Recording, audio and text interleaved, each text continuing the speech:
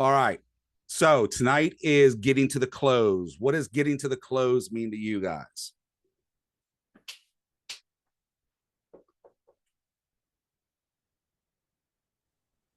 To the Write a book on my closing tips and tricks. settlement. Yeah, getting to the closing table, right? Closing the Yeah. deal, getting to the closing table. Exactly. That's what we got to do. We got to figure out what are we doing to get to that closing table. So before we jump into it, we're going to hit the regular notices for telemarketing, TCPA. I kind of mentioned it and covered this already by making sure you're doing attractive marketing and have people contact you versus you contacting them in a cold way. If it's people you already know and you're already in a relationship with, it's different. You guys can do that. So keep your fair housing in mind in everything you do. If you're in doubt or questions about it, make sure you go to your leadership team. And everything we do with KW is copyrighted. So let's jump into this detail. Apparently the dog wants to bark a lot. So tonight we're going to get to the close and we're going to work on some timelines to start. There are timelines we need to follow and we need to understand. And since everybody's in a different state, right, your timelines are pretty much going to be the same. There is a generic flow to the transaction, yet you're going to call things differently. Some of you are going to say we're in escrow, others are going to say you're under contract. There's different nuances. So understand that you need to just understand your language of real estate when it comes to that and what your terms and things are. So real estate transactions aren't particularly trouble-free. They're not trouble-free. They're almost never trouble-free. I'll just say that right now. But it's a strenuous and trying time that requires a lot of attention and a lot of effort on all parts. And it's our job to be in charge of it, just to change the way Gary stated this. And you're in command. You're the one in charge. So I typically use an analogy around baseball. You can use it around anything you want. I was formulating it several years ago. I was putting together a seminar and I was building the whole concept and the pitch and the conversation around it was going to be about baseball, to where when the play is over and when the play starts, where's the ball always end up? Back to the pitcher. Back to the pitcher. You, the client, or you and your client are the pitchers, right? I'm more the manager of the team. Your client's the pitcher, because everything ended up coming back to us because we're that team. And then I use that analogy as a concept, say, okay, so first base would be who? That's going to be our lender, because we got to get the pre-approvals and all that stuff like that. Second base is going to be what? That's probably going to be in the transaction, I would say, right? So in the transaction, we're going to go through all the different vendors and players and just put them in a place on the field. So that's how I discuss it a lot of times, get people to understand, like, here's how this timeline works, and here are the players that are inside of the game that we're playing. And the game we're playing is real estate. And it's got a lot of consequences, a lot of other things. So, all right. So deadlines and contracts are huge. What are some examples of some deadlines that we have?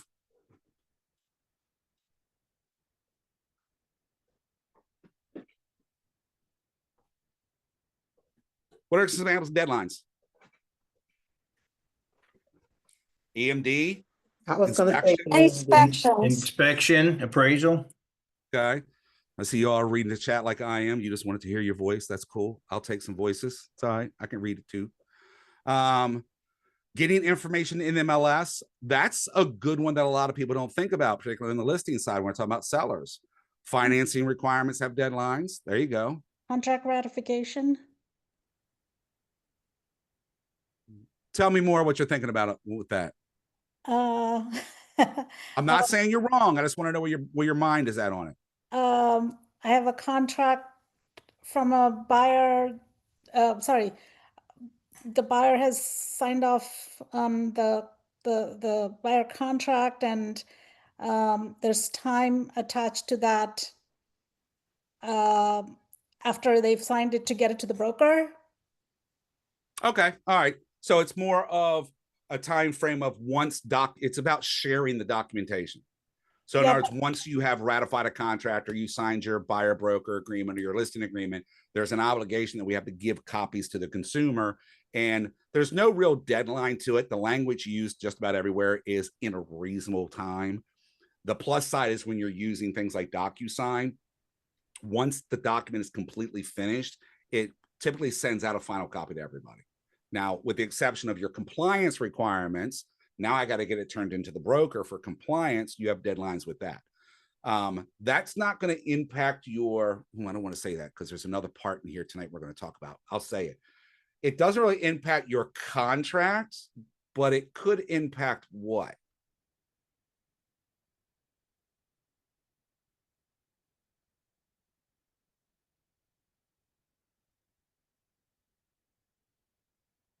It directly impacts you and what Closing directly, date, right? what's that? Closing date. Closing date?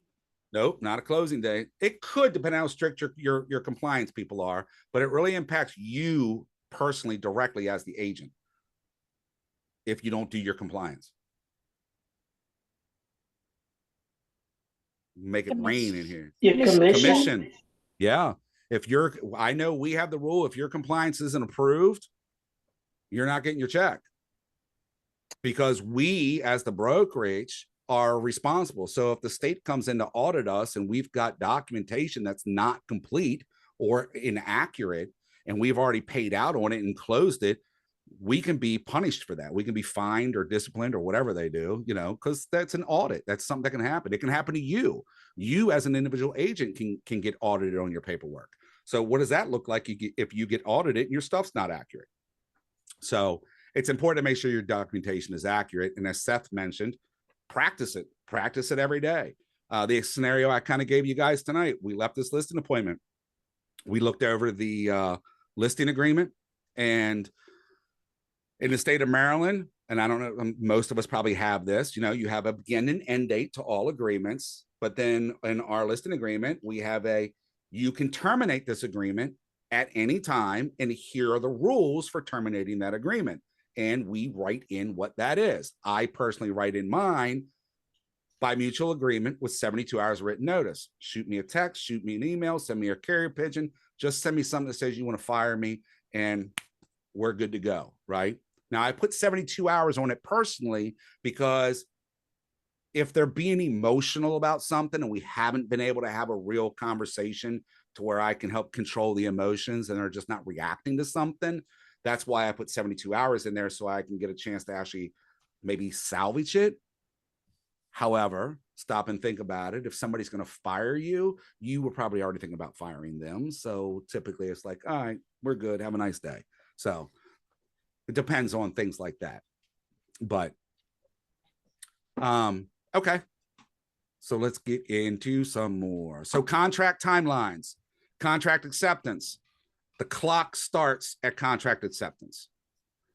What are some things, and you got one on the screen now, what are some things that occur between the date the contract's accepted until the closing date? What are some activities and some things that need to occur or should be occurring during that time? Inspections. Everybody can't answer the same thing because it's the only one on the screen. EMD delivering the EMD. Yep. Okay. Surveys, financing, EMD, appraisals. Okay. These all have time frames. Now with appraisals, the only deadline is it's got to be done before closing because we're not in control of that. The lender is. They have a preferred structure to when they order versus when they don't order. So understanding what the lender's doing and how they're going to do it is going to be important to you because it's going to, I don't want to say influence, it's going to guide the transaction or portions of the transaction a little bit. And we can get deeper into that, right? So, and I basically asked you guys this already, who's involved in the transaction? So your lender, the appraiser, the inspector, who else? It's a trick question, by the way. Who else is involved in it besides those people I just mentioned? Title company. Title company. Attorney. Attorney. Some of you guys who use attorneys versus title companies. Yep. Who else? Us as agents? I mean, did you say that? Us. See, she got the trick question. Us, me. Me as the listing agent, you as the buyer agent. You as the listing agent, me as the buyer agent, whichever one it may be, right? Don't forget our buyers. Don't forget our sellers, right? Who's the... This has been a topic of conversation. That's why I'm going to bring it up because it just popped in my head. Who else influences the transaction yet is not a party to the transaction? Agent. Nope. If the spouse, you're close. You're close. I see spouse in the comment. If the Parents. spouse, there it is. Paul, was that you? Yeah, that was Dad me. was Dad will screw up a transaction in a heartbeat. I promise you. Okay. And every one of us out there that's a dad, don't get offended because I promise you, dad's going to be the one that's going to mess it up because dad thinks he knows everything. One of the people that I mentor right now is dealing with that she's got somebody that's pre-approved, they're ready to go. And every time they want to look at something, dad steps in and messes it up every single time. So when we're talking about, because we have a slide in here about avoidance, we have to see the future, right? Everybody go get you. Remember the magic 8 ball, right? Am I going to close this deal? Probably not. Dang it. You got to be able to see in the future. You got to be able to project what could get in the way. So what about, I'm going to take this slide down for a second. What about a home inspection, for example, could derail a transaction and make it fall apart? Foundation? Repair. I heard foundation. What else? Who's paying for the repairs? Okay, repair negotiations, because it could be there. Things I see, Sean, code issues. Did you say what can make the transaction fall apart? Yep. What can make the transaction fall apart just in inspections? I'm only talking about, I haven't even gotten to all the other stuff. Just in inspections. Oh, Electrical. not plumbing. Plumbing. Why not? If there's a leak someplace. Oh, okay. Very common. I walk into the dining room and the master bathroom's upstairs and there's a wet spot on the ceiling and it's actively wet. That's an active leak. So, a plumbing issue. Roof. Radon concerns. Radon. Radon's not that as much of a big of a deal in a lot of places for people that actually have the radon. We have laws. Well, Montgomery County here in Maryland particularly has laws around that it has to be done, and it's at the seller's expense. Though there is asbestos, lead is another one. And just for those in Asbestos. Maryland, asbestos could be another one. Yep. Structural issues. Structural issues. Easements, that's a good one I see in there. That's good. Mold is another one. Mold is so sketchy though. We'll talk about that in a second. For those that are in Maryland though, there is legislation presented or being presented that that's going to change the rules on radon and make it a legal requirement for all sellers in all counties. Basically following what Montgomery County's doing. I'm surprised it's taken this long. Montgomery County's had that rule for about 10 years, I think, or close to 10 years. And I'm surprised it's taken the state that long to go, yes, we're going to do what they're doing. So mold is such a horrible thing to deal with because, well, let me ask you guys, when I say mold, what's the first thing you think about? You're buying it. Put yourself in the buyers. You're a buyer, right? You're a buyer, and you walk into a house and you see something that looks like mold. What is as a buyer, what is your first thing that you instantly just like think of? Is it good or bad? Bad. mold. Health concern. Yeah, breathing concern. Now, do you know there's mold in just about every single house, including yours right now, and there's nothing wrong with it? Yeah, because it go based in my field of leasing, it's really, we call it moisture. So we never say mold. We always say moisture, and that's like moisture could be everywhere. And there are thousands, if not millions of different types of molds. And the only way to find out if it's good or bad is to run a test on it. Now, for a buyer, there's money involved in that. For you as the agent, when you're walking through these homes, this is why I bring this up, is when you're walking through the homes with your clients, your job is to sell that home. Your job isn't to pick it apart and find everything that's wrong with it. Yet your peripheral needs to be, I see something over there. You also need to learn kind of what is mold. Like, it's white. Typically, anything that looks like a mold, but it's white, it's harmless. Click wipe off, wash it off, maybe a little Clorox across it, you're fine. You're more worried about the really dark stuff. There's also dark stuff that looks like mold that isn't even mold. Who's got a really old house? Like, I'm talking 50 years plus, or has been in one, particularly been in the attic. If you get up in the attic of some of these really old houses, you're going to see the insulation, and the back side of that insulation, you're going to see all this black stuff on it. Guess what? It's not mold. It's part of the glue that has deteriorated and come through the paper, and it looks like mold. You can go over there and rub on that stuff all day long. It won't even come off. That's the other thing too. If you can rub on it, it comes off, and it, like, you can rub it away, then you got a concern about mold. If it doesn't go anywhere, it's probably not mold. It's probably something else. Yet, I'm not the expert. If you're really concerned about it, let's do a mold test. A lot of your home inspectors are certified to do that also, but mold is just one of the petty ones that drives me nuts. I heard asbestos and I heard lead. Those two are definitely going to be a factor to derail something. Oh, don't get me started on pipes. Yeah, We'll it go said back lead to that. and asbestos. Don't get me. We'll go back to pipes real quick. But lead and asbestos typically aren't that big of a thing. When it comes to a sale, as long as you're disclosing that it could be there, most people aren't going to test for it. And the reason you're not going to test for it is, if I do a lead test and find lead in the house you're selling, and I tell you to fix it, are you going to fix it? I see Jen shaking her head yes. Are you going to fix it? Most likely they're not gonna want to. Why are they not going to want to? Because then that's like negotiating to knock the price down. It's gonna cost. So you could negotiate the price down. That's a good fix to inspections, just so you guys know. But here's a challenge with that. Do you know how much it costs to remediate lead?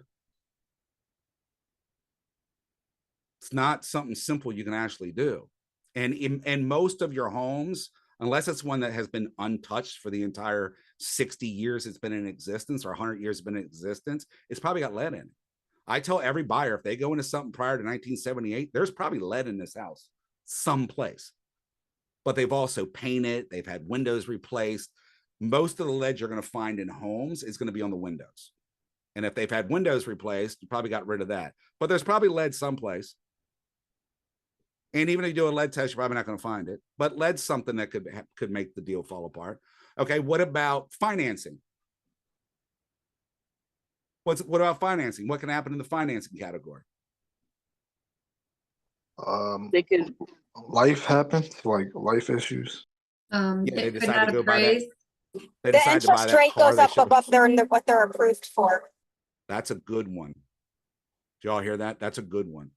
Here's the thing: when you guys are getting your pre-approvals, What was that? I didn't hear it. I'm sorry. I'm going to repeat it right now. I'm going to talk about that contingency on financing too. Don't worry about it. When you get your pre-approvals, you need to ensure that when you're sending, everybody does it different. I know here in Maryland, we have an actual financing addendum. I would assume most people do. And in that financing addendum, never leave the interest rate blank, because that interest rate is the max interest rate that buyer can buy this house at. So if you are attempting to purchase and interest rates go up all of a sudden, and it goes outside of what their qualifications are, like, you know, we've been pretty steady, but for a while we started doing this really like roller coaster ride with interest rates until we just started staying on the click, click, click, click, click up thing. But if I go in and get pre-approved at, let's say 5, and then all of a sudden 2 weeks down the road or a week before closing, the interest rate jumps up to 5.5, that knocks me out of being able to buy, because that 0.5% just disqualify me because I can't afford it. I can't afford the payment anymore. So interest rates are important to know as well. This is why timelines are important. This is why you tracking what's going on in the transaction is important, because your client, you need to know ahead of time what the timelines are is the biggest thing. I know that when I write an offer and I submit it and it gets accepted, I have a time frame to get inspections done. What's the average time frame for inspections where you guys are? 7 days. 7 days. Who else? 5 days. 5 days. Still a lot of short time frames, huh? Man, I remember we can get 15 to 20 days.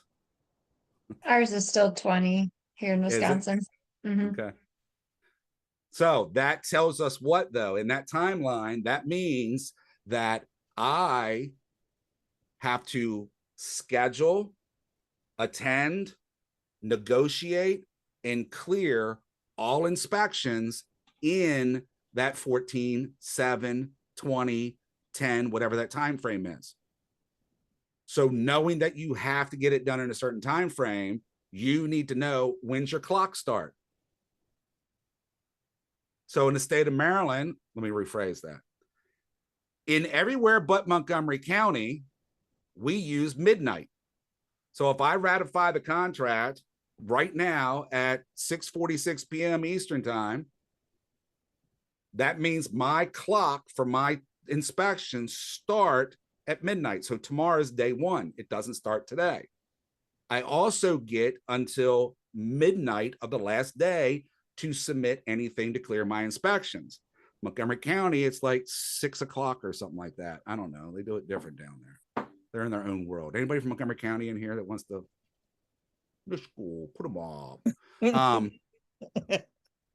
So what's that? Put them up. What am I thinking of?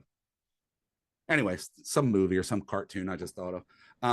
That's So you gotta Popeye know- Popeye and Brutus. The Yeah, Wiz. that's it. Wizard of That's it. Oz. That's the one. Wizard of The Oz. Wizard Thank of you. Oz. The Yeah, Lion. yeah. Put them all. That's They're the all one. too Thank young. you. They don't remember the original. Thank you, Pamela. I appreciate that. That I could hear it and see it almost. I was gonna think of it. So you need to know your time frames when the biggest thing is when your clocks start and stop. So in your timeline, when I ratify, when does my clock start counting for my inspections, for my appraisals, for everything and anything that we've done in this contract? When does it end? So when is my end time frame going to be? Right. Also, I'll put this back up real quick and we'll go through this. So also, Jen, what do you got? Oh, I just wanted to ask, is there a cheat sheet for where we're located to look at the timeline to help us like just instill that, because it's all jumbled in my brain. The simple answer is yes, and the cheat sheet is the contract. Okay. Because when you go through the contract, you're like, for example, where we are here in Maryland, when we're filling out our inspection addendum and we're going to do inspections, I get to choose how long. I can say, okay, I want 7 days to do my inspections. Right. Same thing on financing. In the paragraph for financing, it says I get to choose the time frame for the buyer has X number of days to officially apply for the loan, and then I've got X number of days for me to get a commitment letter from the lender. Right. What we also have to learn in that is, well, if the lender doesn't send a commitment letter for the loan, what does that mean? Does that mean the contract's voided? Does it mean anything? Does it matter? That's part of that timeline. You go really, really deep. There's a lot more to it. In what we're talking about, it's really kind of superficial on the timelines. It's okay. What's the first thing we need to do? So we're going to look at a buyer right now. All right. So for a buyer, what is the first thing your buyer needs to do when you go under contract? Now, all of you should pretty much be the same, but what do you guys think the first thing is that you should be doing? Or the buyer should be doing, I should say. You said when they first go under contract? Yep, we're under contract. Timeline started. We have signed and we're under contract. First thing the buyer's got to do. I mean, I'm not sure, but I would say get pre-approved, or they already got that. You should already Well, have you should, yeah, you should Okay. already be pre-approved. inspection. Deliver the earnest money. Be prepared to have your documents ready for your lenders. I don't know. Hmm. Oh, so what we gonna say? Have his finances ready. Don't have the buyers buy anything on credit. Don't buy Right. anything. And buy a Right. new car. That's a good one. Oh, the buyer. Everybody's right to an extent. All right. The very first thing that the buyer needs to do is get you the EMD, because what are the rules in your state? In Maryland, the EMD must be deposited in the escrow account within how many days from our Maryland people? 48 hours. Ooh, you have a very strict MCA, and I love that. I'm not sure. I've heard it, but I'm not 100%. I think it's within 2 business days of a ratified contract. Yes, let's go with all of those low numbers. I love it. 3 days. Stay with that. 70s. No. All right, someone had to derail the entire thing. Mm-mm. Okay, so in Maryland, it has to EMD has to be in the escrow account within 7 days. Everybody who's saying 48 hours or something like that, Oh, you yeah, are we're gonna still- go see it, okay? you are still correct. And the reason why you're still correct is because you should have it to your broker within 24 to 48 hours, because then that gives the broker time to process it and make the deposit. If Okay, you bring that's it where to- I'm getting it from. correct. Yeah, That's where why I'm I getting it said from. Okay. that's why I said you got a strict MCA, and I love it. So yes, stick with the 2 days, because we've got to get it into the brokerage so that it can get processed. Or we have escrows. If you're going to use an escrow agreement, you have the title company hold it. You still want that in, because they still have to follow the same policy. So you still want that stuff within 2 days. So one of the first things your buyer needs to do is get you your EMD, get you your escrow. Okay. Secondary, they need to go and start talking to their lender. They need to make sure that their application is completed. Yes, they've already got a pre-approval, because we shouldn't be showing properties and writing offers unless they're pre-approved. That's a recipe for disaster for everybody and a waste of your time and energy and the clients. So they already got the pre-approval, but now they have to go finish the application and do everything the lender needs to do, right? And the next question here, what do the buyers need to know and do? This question here is where I'll go, I forget who said it. Tell them not to buy anything. They don't need to go shopping for furniture for the house yet. They haven't settled on it. They don't need that new car. Now they got the, don't do anything. Your job is to follow the processes that we have in place and get you to the closing table. Now, what do I, the agent representing the buyer, need to do? What's my very first, with the exception of making sure I get the earnest money deposit, because we already talked about that. That's really everybody's first job. We need to make sure we collect that. But what's my next step that I need to do so I can make sure everything gets put into motion so we can settle on time? Making sure all the reports are back. I mean, in regards to inspection, appraisal. We're not even at that point. We are day one, okay. contract signed. We're not even there yet. You already going to settlement. We just signed a contract. You're going to get your money settled down. I promise. It's going to happen. What's the first thing I have to do to make sure that all the things get started on the right foot to make sure we can close? Put it in command. Oh. Your documents. We'll call that second or third. but- Okay. Communication with the lenders and the companies that they're using for to make sure everybody else is on target with you. There you go. Get the ratified contract to the lender, because the lender cannot start the loan process fully unless they have a ratified contract. Everything they've done up to this point is, I can pre-approve you for this, but now they need the actual property because they've got to do all of their stuff, so they need the contract. Your title company or your attorney, whoever's handling the closing and going to do all the documentation for the closing, they need it. Your first step is your title company / attorney and the lender. They need a copy of the contract. And then we'll get into compliance and say, all right, now I got to get everything into command and get it sent off to the office for compliance so that I can make sure that all my documents are done. Because no matter how efficient you are, I promise you, even some of my top agents still miss something. And that's why we have compliance. They're the fine tooth comb. They're the ones that checks and balances. Here's the reason you want your compliance done day one on your contract. Unless there's an escrow agreement. An escrow agreement is going to take longer because you got to get the money to the title company. Title company's got to sign the escrow agreement and send it back to you. So your compliance may actually happen somewhere around day 3 or 4, depending on how fast you can move with the EMD. However, you want to get your stuff into command and submit it for compliance review as early as possible. Why?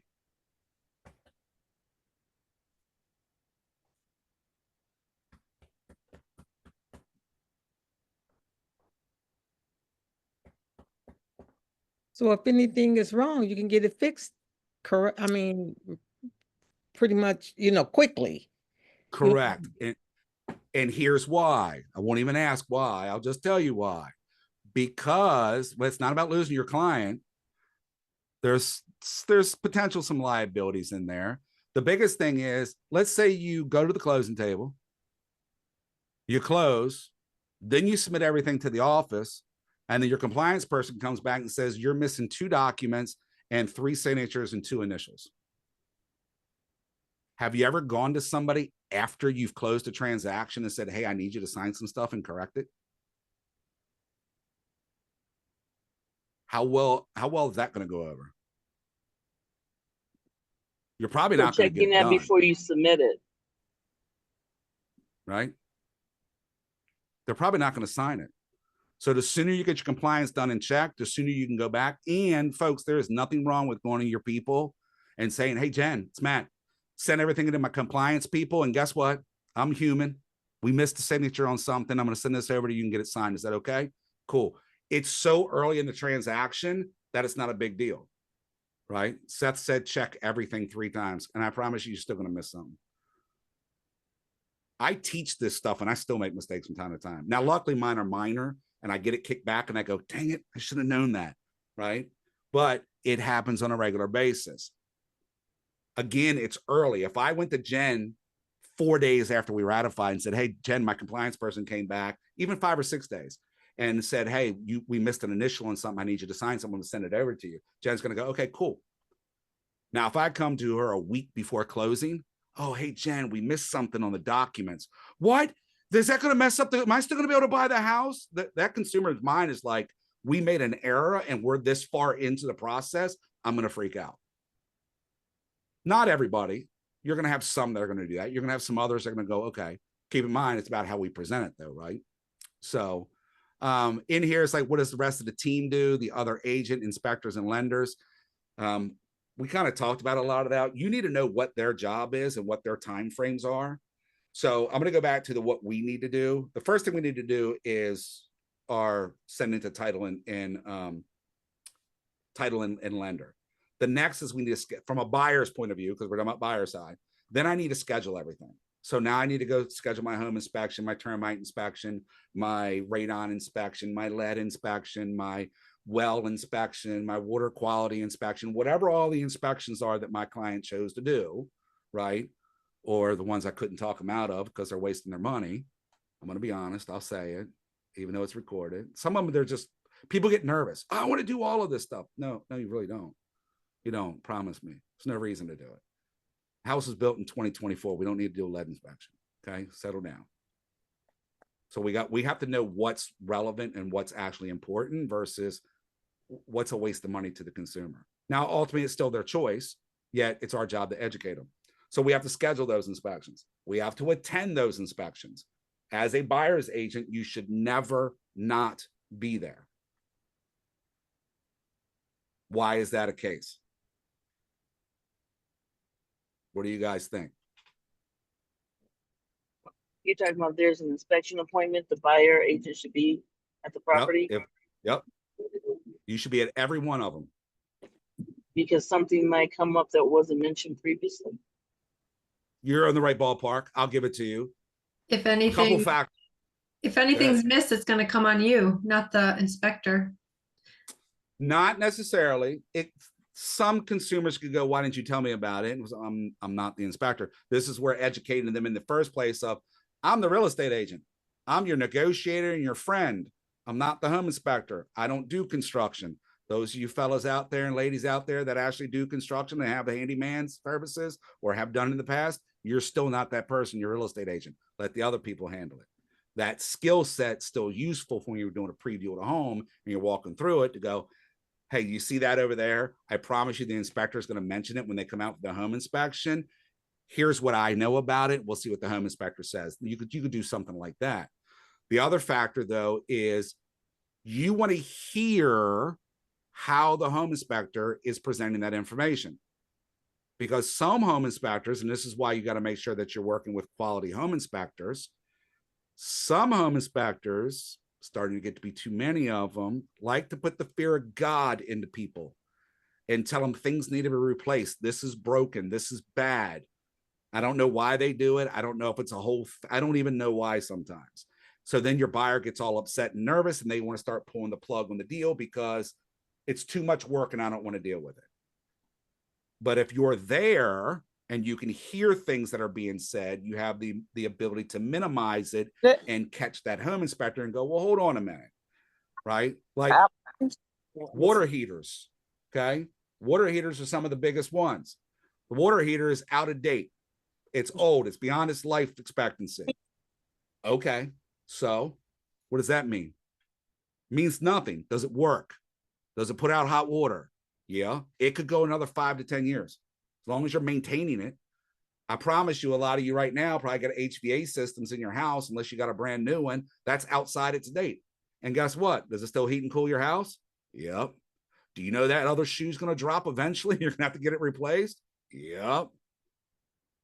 So you want to hear how the inspector is explaining things, and you want to be able to intervene and ask better questions so that hopefully they don't freak out. Or just make sure you're picking the right inspectors. So that's a lot to try and do being a dual career agent. I hear you and I say no, because everyone's going to have to do it at the inspection. If anything, you probably have a bit of a, I don't want to say an advantage, but you could have the advantage of being able to do more research to learn stuff, is what I would put on that. And by the way, I don't know if I did this with you guys or when I did the other time zone. Call these inspectors up, call mortgage lenders up, call all the vendors up that you could possibly think of and tell them you're a newer agent and you're looking to partner up and shop around and you're looking for people to work with. Most of these people will at least take you out for coffee or lunch and pay for it. So you got to know you're going to like them. And you're going to know which ones are the right ones, because they're going to be the ones that are educating you and telling you how an inspection goes or how the mortgage process goes, and asking you, do you have any questions? What do you know about it? Did you buy a house? What was your experience like with your mortgage lender? Did you do a home inspection? How'd that go? You're going to know who the ones you can trust. And don't worry about it. If you use them and they screw it up, you just don't use them again. It's okay to do it that way. So the inspector, you as the agent and the buyer must be there then. It's not a must. Nobody has to show up for it. The inspector can absolutely show up and do his inspection and leave and send you the report. At that point, you're analyzing words and photos. And depending, again, how they're written and how it's presented, it can be catastrophic to some consumers. Others won't even care and just move on. You're better off to be there, because if there is something concerning that's in the report, you'd rather be there and look at it rather than sit there and go, can we go back to the house and look at it again? Shouldn't you be there anyways to let them in? You don't have to. A lot of home inspectors and appraisers have access to showing time. It can schedule showings. And when they call listing agents, because they schedule it with the listing agent, you know, you schedule with the inspector saying, hey, we're going to do it at this day at this time. And then, yes, in theory, they're expecting you to be there. They don't have to be. They can always call the listing agent, or you can call the listing agent and get the combo if you don't remember the combo, if it's a combo, and just tell them what the combo is to the lockbox, and they'll go in and do the inspection. You should be there. Now, here's the thing to keep in mind also. Inspections are typically about 3 hours. A good inspector is going to take about 3 hours. They're methodical. Every room, everything. Bigger, smaller the house will affect the time frame. So you need a time block for 3 hours. However, since COVID, inspectors have been recommending to buyers and buyer agents, you don't have to get there and be there the whole time. Show up about halfway through. So if he says, hey, I'll be there at 9. If you guys get there about 10:30, I'll be just about ready to finish up, because then when you get there, anything that inspector identified, he'll be able to get done faster without constant interruptions and things like that, and lots of questions. A good inspector is going to say, when you get there, I should be just finishing up, and then I'll go back and point out and discuss all the questionable or repair items I saw. So you need to figure out what's more comfortable and better for your client, not you, and find out what the inspector kind of prefers in a way. Yet we need to be there, in my opinion. You should be there in some capacity. You don't need to be there the whole time.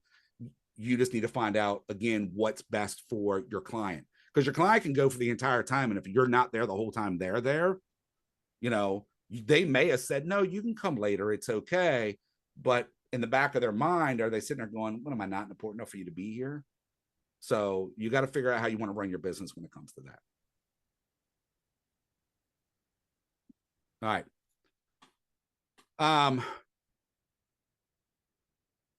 What are you doing at each point to bulletproof the transaction? I touched on a lot of that. The inspection is one of the best places you can bulletproof your transaction, and being there for it. Like I said, when it comes to financing, your best bet is regular communications to the lender, always checking in with the lender and finding out, has my client gotten you everything? A good lender is going to call you and say, hey, I've been having a hard time getting a hold of Paul. He's, you know, I've reached out and need a couple documents from him and I haven't been able to get a hold of him.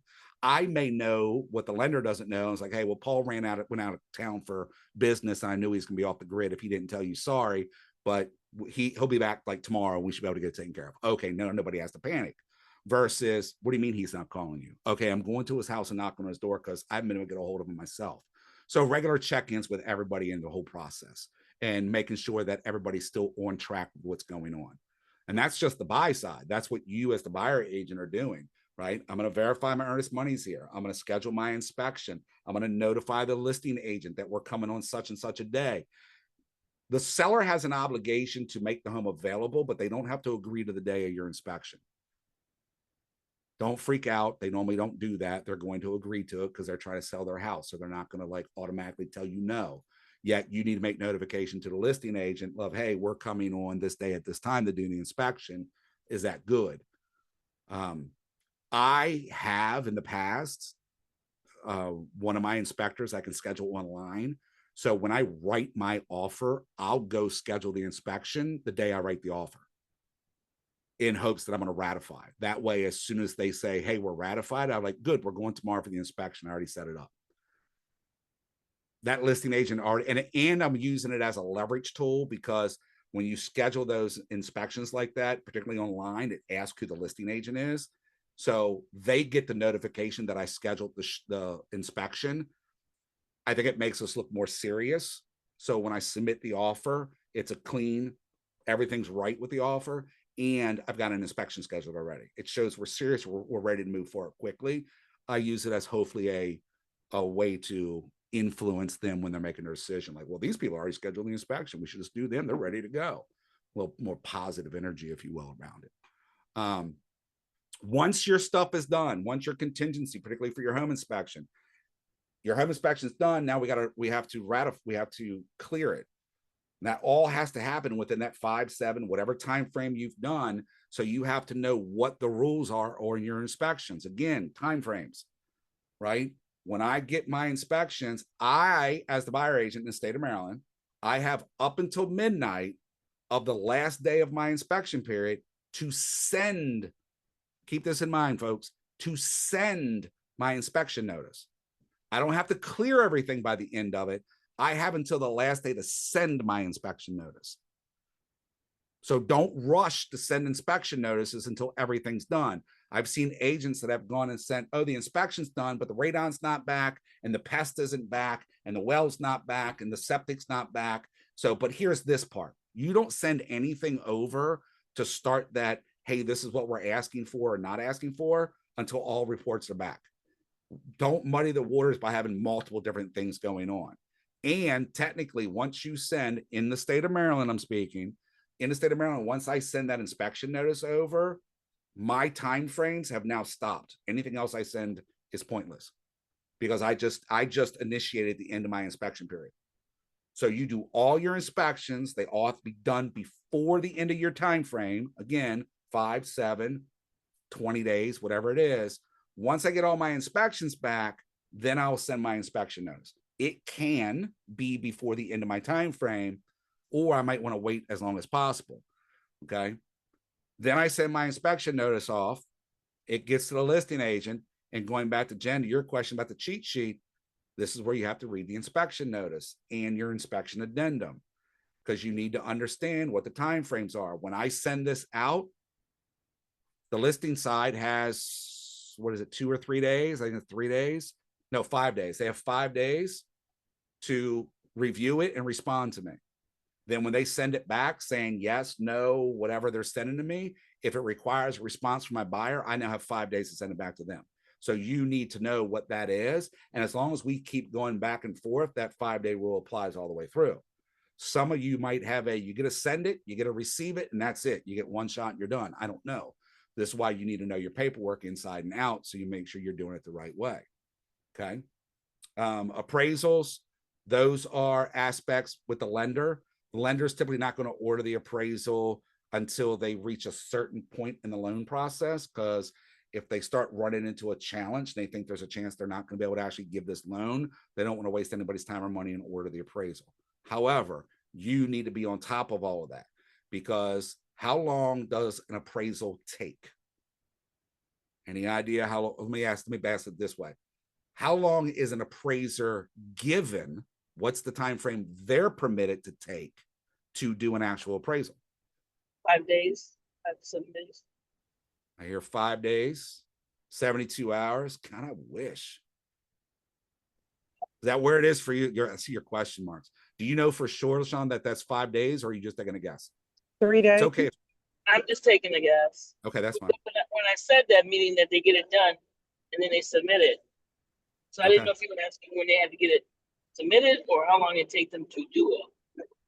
So similar to your inspection, good question. Similar to your inspection, from the time it's ordered till the time they get it done and submit it back to the lender, what's that time frame? 3 days, 72 hours, 5 days, 2 weeks, 10 days. Yes, 5 days. 3 days. 10 days. 10 days. 10 days. Come on. So if you're getting an appraisal 2 weeks, ordered, 2 weeks. if you're getting an appraisal ordered, Is that business days? oh, yes. If you're getting an appraisal ordered 3 days before closing, guess what you're not doing? Closing. Because that appraiser doesn't care. Here's the thing. Let's say my lender ordered the appraisal on Monday. Today's Wednesday. I may not hear from that appraiser until today, saying, hey, I want to come out and do it. Here's the thing. Depending on the bank and what they have set up, that 10 days might start from the time they actually show up to the house, not the time it's ordered. So once they actually get to the house, they got 10 days to complete that appraisal and get it done. So understanding that and making sure appraisals are being ordered is super important in your timeline as well. Right? I saw somebody mention in the chat earlier about homeowners insurance. The deadline on that is pretty much settlement. It can delay settlement if the buyer doesn't go get homeowners insurance. So making sure you have an insurance agent that you can refer them to. Most people probably have it. You know, if you're renting, hopefully you got renter's insurance. Just go to who you're using for your renters. You probably got a car, so just go to the same company, got your car. But shop around is what you're going to do. So, LaShawn, I see your hand. My apologies. I lost signal. You said 10 days was business days? Yep. Okay, thank you.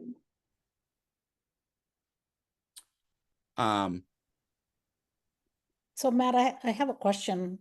Okay. Given the number of days, how are lenders cognizant, or what do they do in terms of best practices? Because the financing is closely associated with having the right appraisal amount, right? Correct. So as they probably have best practices in terms of I'm qualified in terms of the range, right? $1 million house, if I'm only qualified up to, no, let's say 1.5 million, right? But I'm qualified only up to 1 million, and the appraisers, whichever way, the numbers. But what I'm trying to get at is the lenders, having worked this, having that experience, they probably have a best process, right? In terms of, I guess, because you mentioned that timeline, I'm just curious, like, what are their best practices in making sure that we don't run into a risk? You're going to have good lenders and you're going to have bad lenders. You need to have the conversation with the lender when you're working with that client to know what they do, because everybody does it a little bit different. Here's what I want you guys to do also. I want everybody in the next week, within the next week, if you do not have a preferred mortgage lender yet, between now and Friday, reach out to 5 different mortgage lenders with 5 different companies and ask to meet them next week and set up a lunchtime. Make them come to your job. When you go to lunch, meet them after when you're on lunch at your job and meet them and give them 30 minutes. Get a phone call, even if you're not meeting them in person, and ask questions. And just tell them, what do you do? How do you ensure that we get the appraisal ordered and back in the right amount of time?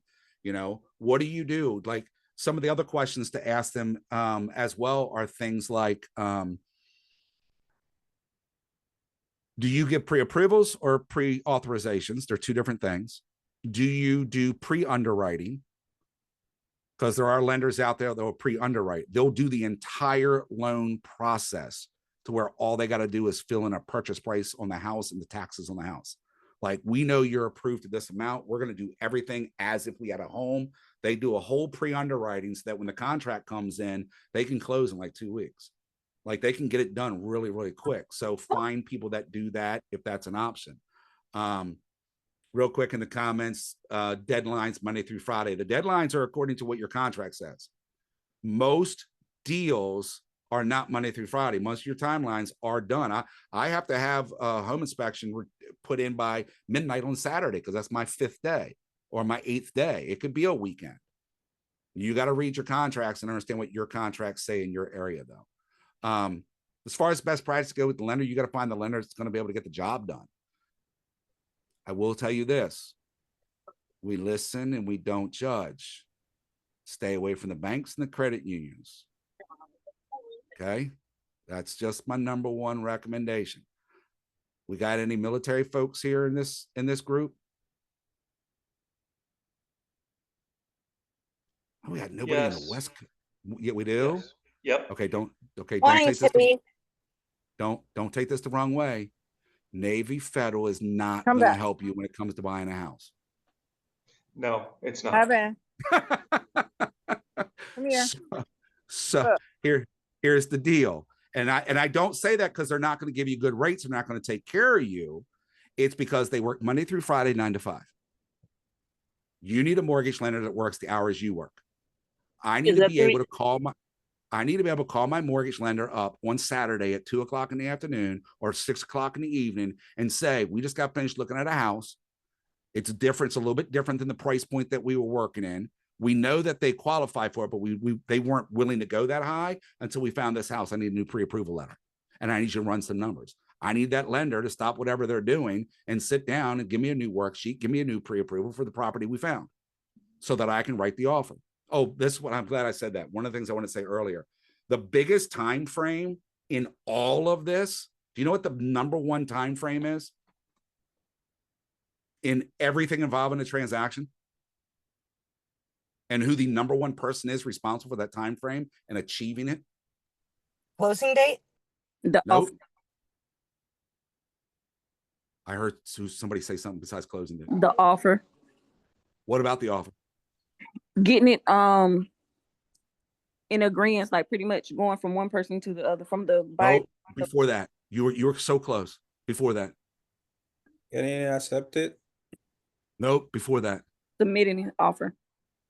Submitting the offer, writing it. I can't tell you how many times I have agents come to me going, yeah, I showed a house to my people and they really like it and I'm working on the offer. Awesome. When did you show them the house? Saturday. It's Wednesday. You haven't done the offer yet? Well, I've been trying to figure it out. This is why you need to know your paperwork. We are still in a seller's market. By the time you see the house and you get back to the office, it could be under contract. So when your buyer says, I want this house, you need to be able to go put an offer together in about 30 minutes. Matt, real quick. Hour max.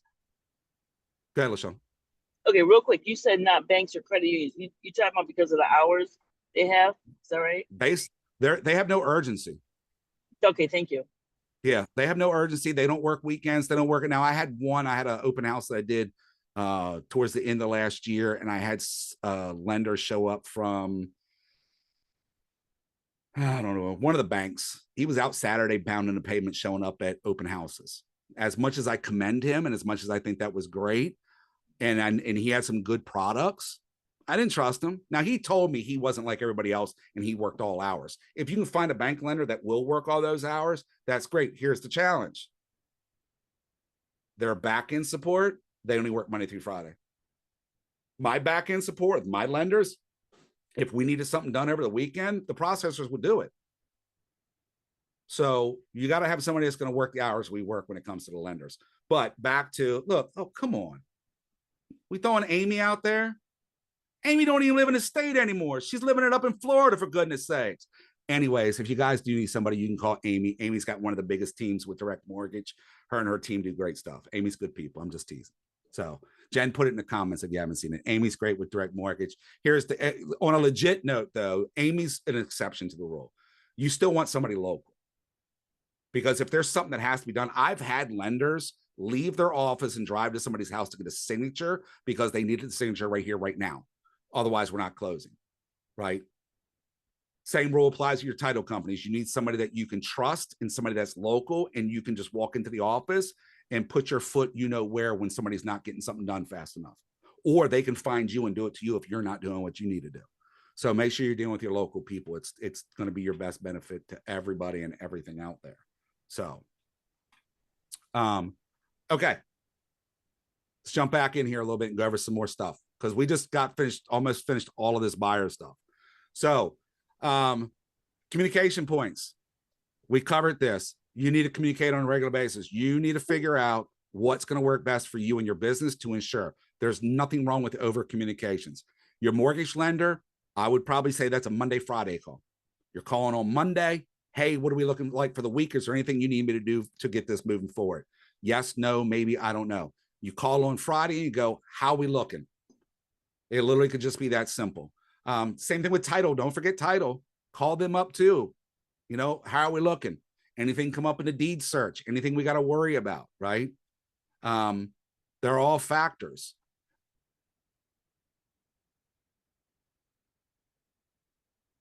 Oh, I didn't hear it. I think I had everybody muted. I don't know. Anybody else hear it? Is that what you're laughing at, Jen? You were muted. I heard you. I heard you. Lender buyer communications. Make sure they're communicating. Make sure you're communicating to your buyer. Let them know everything's okay. We're on track. Things are going well, right? Another thing is paperwork. You need to make sure that you're getting your paperwork to the consumer. So when they sign their buyer agreement, once that's signed, get them a copy. Once the contract's ratified, get them a copy. So when you're sending out the lender and title company, give one to your client. Again, DocuSign should automatically do that when it's done. So that should be there. You still might want to send another copy just to make sure. Scheduling communications. Make sure you're talking to everybody. Don't go schedule a home inspection and not tell your buyer.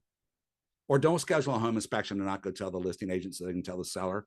It's not great to show up at a house for a home inspection at 9 o'clock in the morning when somebody's still in the shower or something. It's just like, we need to make sure that we're communicating. All right. Additional questions to ask yourself.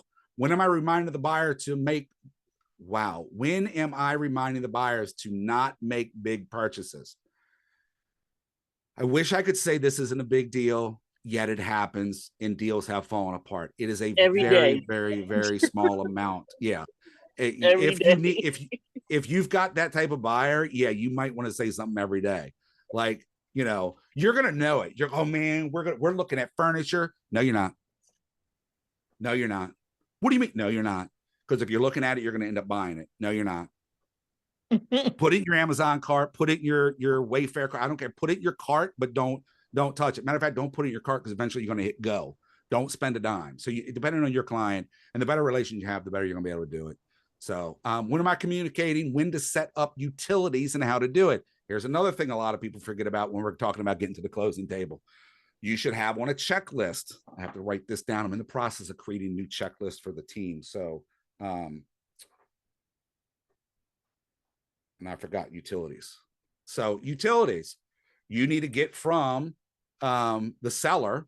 I mean, you probably know, but you're better off just to ask the seller or ask the listing agent. Can the seller provide us a list of utilities? Who's the internet provider? Who's the utility provider, the gas provider, the electric provider? Who's the water? Is it, I mean, well, you already know if it's public or not. If it's public, you don't have to worry about it because that all gets done on the back end in the title company when they transfer ownership. So that'll be fine. But who's the electric provider, right? We're in an area right here where I can go in two different directions. If I go a little bit further north, I'm going to have BGE. Where I am, I've got Potomac Edison. I go a little bit further south, I'm going to have Pepco, right? My water might be provided by my town, or it might be if you get down south in Washington, you got WSSC down there. That's going to be your water provider. So depending on where you at, know who your utility companies are in general so that you can pass that along to the buyer and find out from the seller, who are your utility providers, right? How do you negotiate the inspection report and when am I communicating this information? We kind of covered that.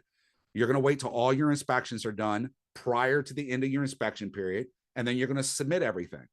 Now, let me take a step back. This kind of goes into negotiations from last night, but everything a home inspector identifies, I don't know if Seth covered this last night or not.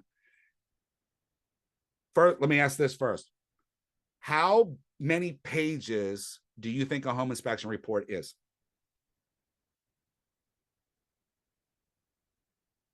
$32. Keep going. 10. You're going to have about 60 to 70 pages in an inspection report, in a good inspection report. Out of those pages, how many defects or repairs or whatever do you think a home inspector is going to identify on average? On average. 3, 26 to 30. Oh, 26 to 30. I was thinking 8 to 10. I'm thinking 26 to 30 might be a closer number. Probably 20. I'd say about 20. 20. On average, probably 20. You'll have some reports that will have very little. You'll have others that have a ton of stuff. Here's where you come in. If a report comes back and it has defects or recommended repairs or replacements, how do you handle that? In an addendum? Well, no, how do you handle it with the client? You got to talk to the client. I would tell my client, Oh. I would tell my client that, listen, you are not getting a brand new house. There are some things that we need to definitely ask the seller to fix. There are major items. We have to concentrate on those. And there will be minor items that we don't even need to worry about. We want to be very credible. We want to be very straightforward. And we should limit what we actually request. That's what I would tell the client. All right. So how do we prioritize those then? Out of the ones that we should be asking for and the one we don't, how can we describe that? You talking about to your buyer? Yep. How can we describe it to the buyer to make them feel more comfortable about that process, about what we're picking and what we're not picking? Asking them what they feel comfortable with doing themselves, or just to get an idea of where to prioritize things? We're dealing with emotions. I would say what needs to be done and what you want to get done. Okay. You're still giving them a situation from the hardest to the lightest. You guys are so close to this. Isn't it like structural and hazard and something of that sort? The most critical? Like whether it poses structural hazard. Yeah, that's it. Structural, Something like that. mechanical Yeah, items versus yeah. cosmetic items. That stuff. All right. You guys are so close. Let me give you a better terminology. Cosmetic is very good though. The 6th. Cosmetic is very good though. Okay. We're going with health and safety. If it is a health concern or a safety concern, we need to talk about it. If it's not, we don't. So that's a better way to put what you were saying about what you want and what you need. Because here's the thing, I get a list of 20 things. Most buyers, I want it all fixed. Well, you're not getting a brand new house. You're not going to get it all fixed, right? So this is where being able to talk to your buyer about potential like home warranties. So a home warranty covers, like I mentioned earlier, the hot water heater is out of date. What the inspector is saying is it's out of date, meaning it could die at any time. And it works. There's the evidence. It works. It produces hot water. It flows. It's clean. Everything is fine with it. Is it older than what it's expected to be? Yes. And most hot water heaters and HVAC systems do go well beyond their age. So that's not something that we're not going to ask to get fixed because it's not broken. Look at it like this: broken, cosmetic, and worn. If it's broken, yeah, you and the seller are probably going to want to get it fixed. If it's cosmetic, you probably saw it when you looked at the house and you should have made the decision whether you're going to buy it or not at that time. If it's worn, maybe we can get a credit that when it breaks, you've got a little money, but we all know you're not going to use it that way. Or maybe we can talk to the seller about purchasing a home warranty. Now, if you offer a home warranty, then you need to know what a home warranty covers, right? It doesn't cover some things, but it covers a lot of things. So if any of those items are on that, a seller is more likely to pay $850 for a home warranty versus $4,000 or more for the stuff you're asking for. And remember, it's not broken. It's just old and it's worn out. Again, depending, and this is me, depending on the relationship, you could look at them and go, how old is your car again? And how many miles are on it? I'm just saying, right? Whoa, my car's in good shape. So's the hot water heater. It's not broken. Is your engine going to blow at some point? Maybe. Is the hot water heater going to blow at some point? Maybe. All right, I get your point. So we got to be able to negotiate those things in that way. So I spent a lot of time in the buy side. Everything on the buy side applies to the sell side with a few nuances. And the only nuances is I'm not worrying about when you schedule your inspection. That's up to you to schedule it. What I do want to know is, as a listing agent, when is your inspection period over? Because if you don't schedule it and you don't complete it before the end of that time frame, and you come to me the next day, let's say today was the last day for you to do your home inspection, and you call me up tomorrow morning and go, hey, my clients were out of town on business. They had a last minute business trip. They just got back in town yesterday. We're going to come out and do the home inspection tomorrow. And I'm going to go, no, you're not. Your inspection period's over. You missed your window because you were supposed to have it done yesterday. What if So the from this- inspection, I'm sorry. What if the inspection though affects financing? Inspections won't affect financing. Inspections could impact homeowners insurance. Now, with all the rage going on with home insurance, home warranty home insurance companies, there's been talk about them starting to wanting to view home inspections and basing insurance off of home inspections. But a home inspection is not going to impact financing. It has nothing to do with it. Well, I mean, the lack of an inspection, because the buyer that I'm working with right now, the lender said that they require an inspection. What kind of financing? USDA. That might be different. Typically, Okay. you don't have to do one, because here's the thing. And if you're in a multiple offer situation, my buyer can choose to waive inspections, because the less contingencies I have, the better it looks to a seller. So I can waive them. Right.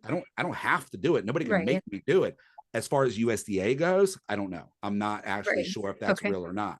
But if the lender's requiring an inspection, then you're going to have to get it done. But you still have to do it within your time frame. It doesn't matter if the lender comes, let's say you forego inspections. right? You're like, hey, look, we're not going to do inspections. That's how you win the offer. And then the lender comes back and says, yeah, we can't give this loan unless they do an inspection. We need to see the inspection. That changes the game. And now it's kind of like, it's not really a lender required repair, yet you could manipulate it that way, if you will. You know what I mean? So USDA in Wisconsin does require an inspection. I haven't done a USDA.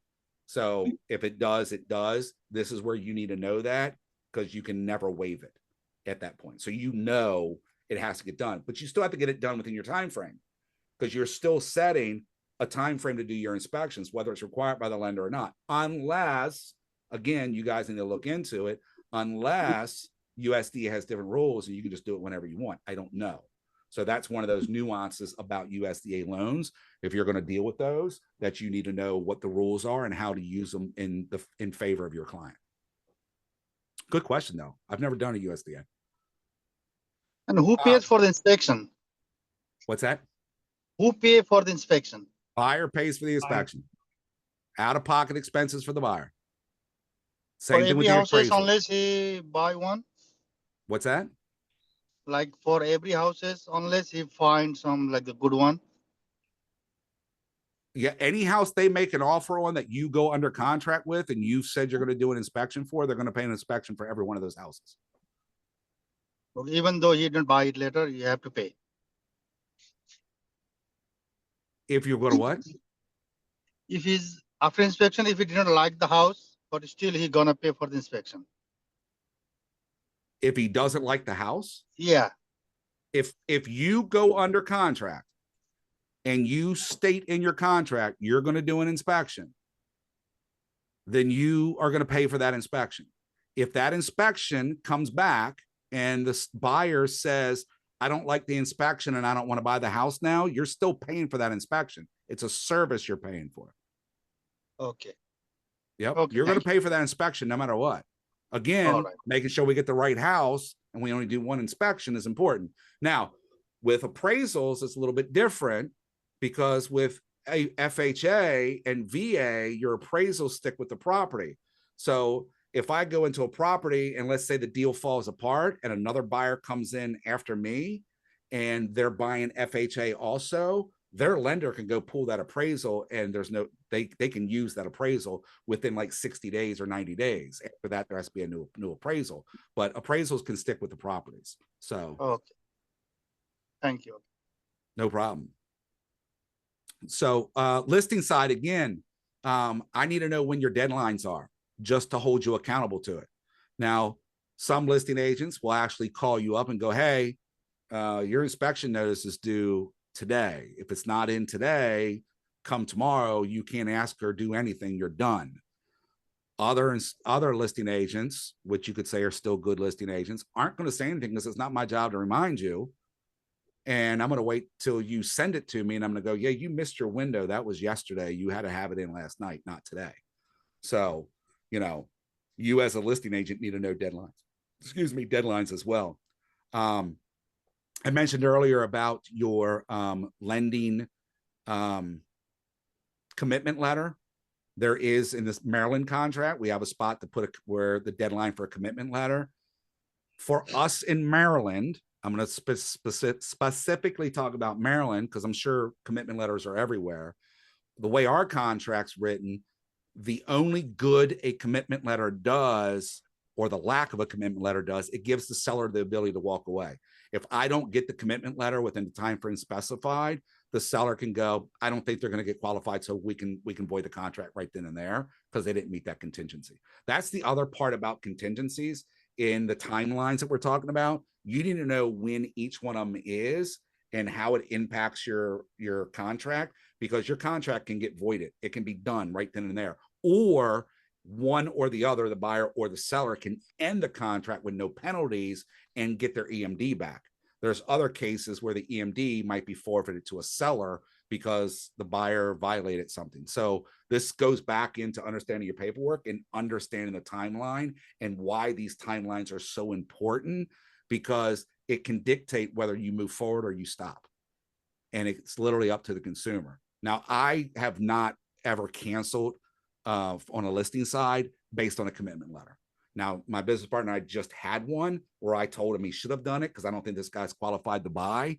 And we went like a whole 6 weeks and multiple things. And the guy finally got an official, yeah, he can't buy. And I was like, I told you we should have ended this a long time ago, but hey, it is what it is.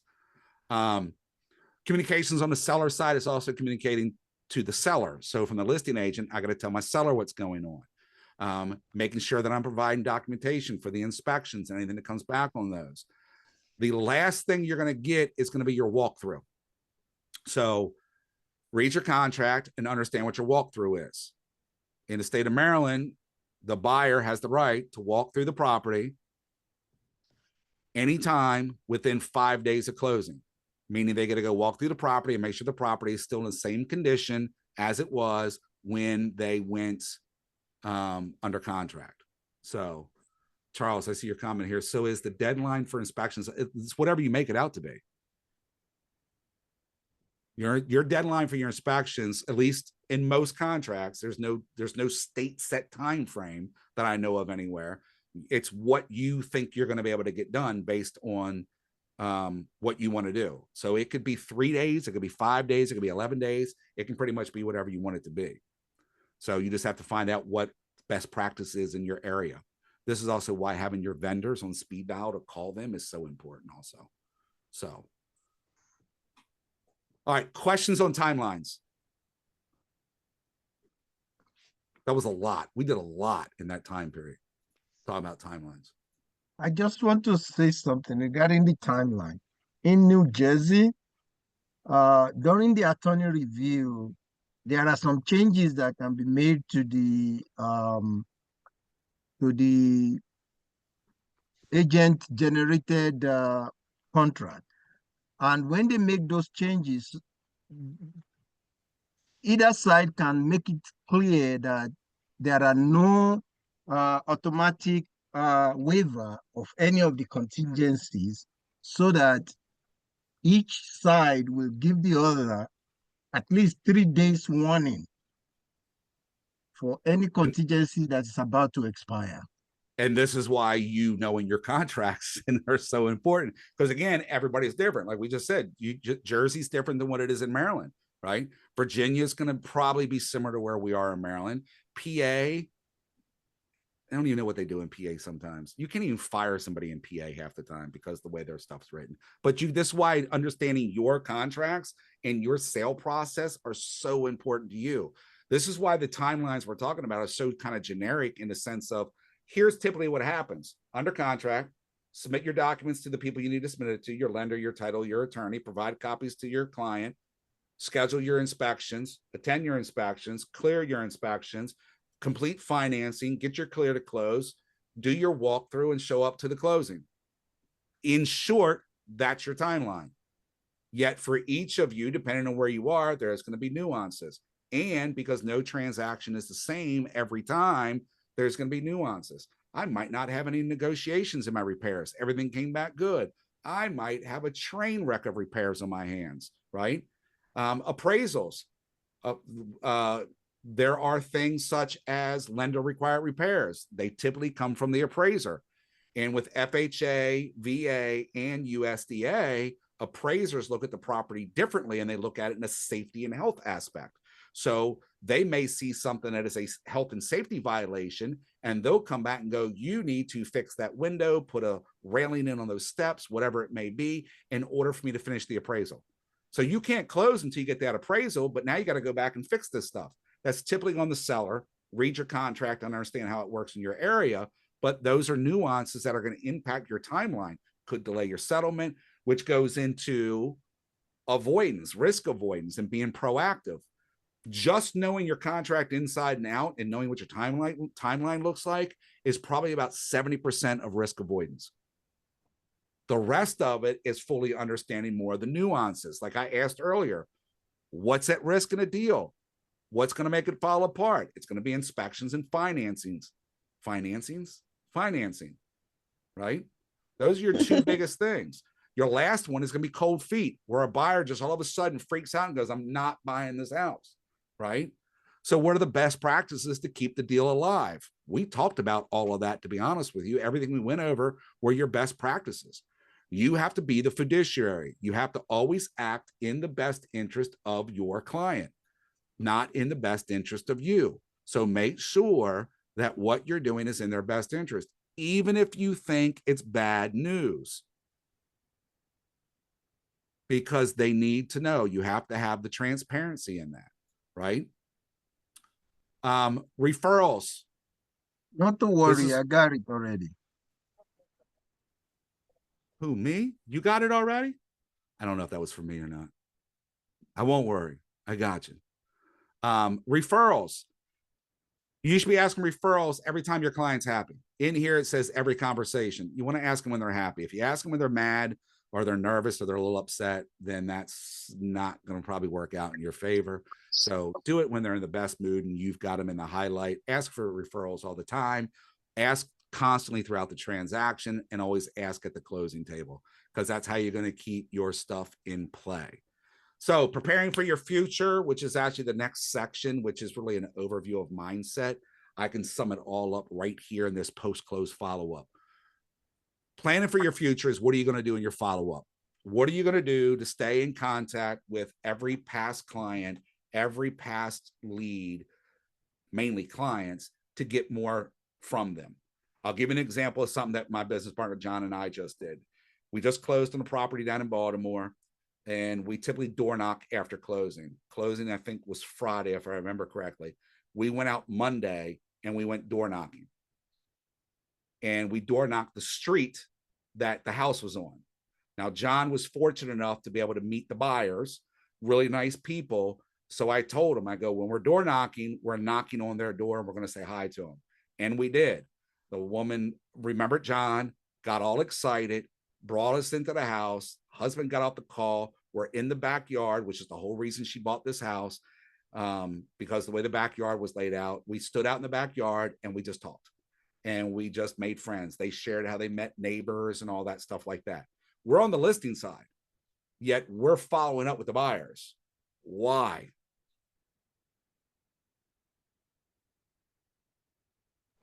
So they'll refer you. Orphan buyers. Orphan buyers is when a buyer comes in, treats it as buyer agent comes in, treats it as a transaction and never follows up with them. We now have created a relationship. They're now in the database and we're going to continue to touch them, because those are the people she couldn't thank John enough for making sure they got this house. She was so happy with everything, and they were sharing all the stuff they were going to do around this house and what she was going to do to make the yard even better than what it was. She's just in love with this backyard. So your contact with everybody, whether it's your buyer or your seller, following up with them and having a post follow-up plan is your future. I'll tell you that right now. You need to make sure that you're doing something. If you didn't get their birthday early on, I know here in Maryland, and I'm pretty sure everywhere, you got to bring a photo ID with you to settlement. I have always offered, here, I'll make copies for you for the title processor, for the closer. I take them, go to a copier, and I make 2 copies. One goes in my pocket, one I give to them, because I didn't have their birthdays. So now I don't have to ask for it. I got their copy of their driver's license, and now I can drop their birthdays into my database and put them on a birthday smart plan and follow up with them, right? Yeah, that's me, Jen. I'm shady like that. I'm from PG County. What can I say? So you need just ask. Most people aren't going to care, right? You can do that in your initial thing. So what is your date of birth, by the way? Just to make sure everybody's of age, right? It's like going to the bar. The rule at the bar is everybody gets carded no matter how old they look, right? That's just what you're supposed to do. You could ask people, what's your date of birth? Got to make sure you're old enough to buy a house. You know, you and I know I'm looking at somebody else like they're 80 years old and they're buying a house. Like, I shouldn't be asking, but I'm going to ask, right?